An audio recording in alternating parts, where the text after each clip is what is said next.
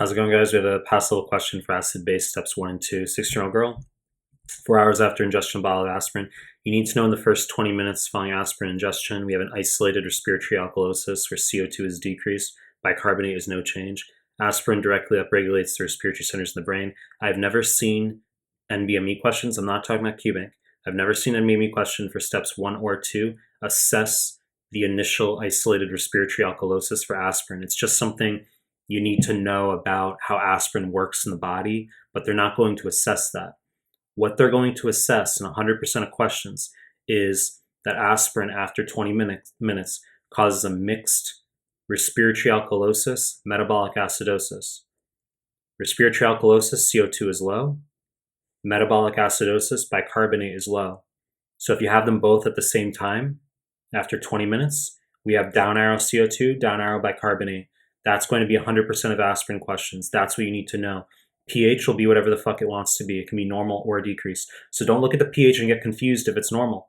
Normal pH 7.35 to 4.5. I've seen aspirin questions where they give it 7.42. Numbers like this. They'll give you pH 7.42. And the student's confused. They're like, oh, but I thought you had to have decreased pH. No, you don't.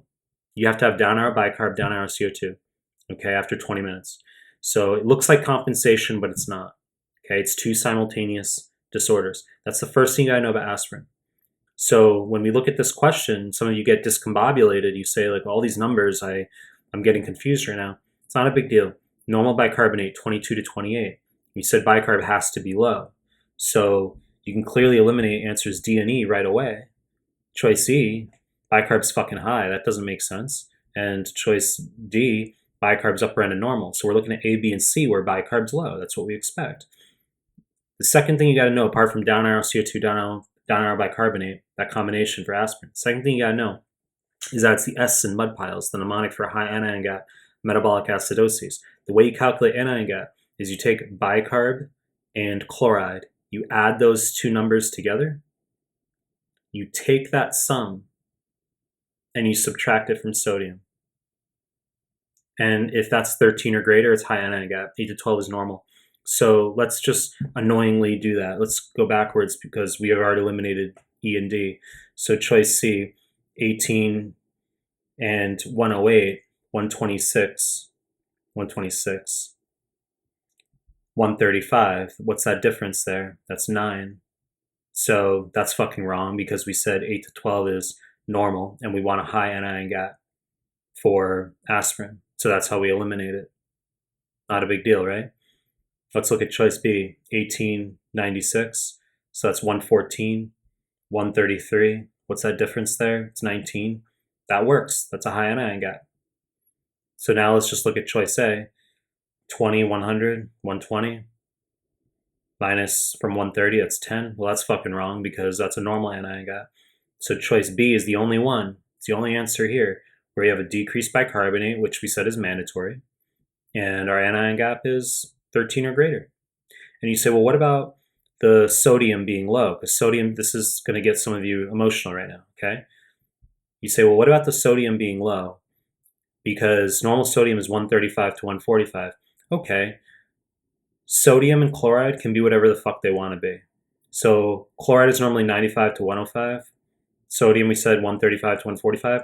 I've seen one of the NBME questions where they give you basically just like this, where the correct answer is where you have low sodium.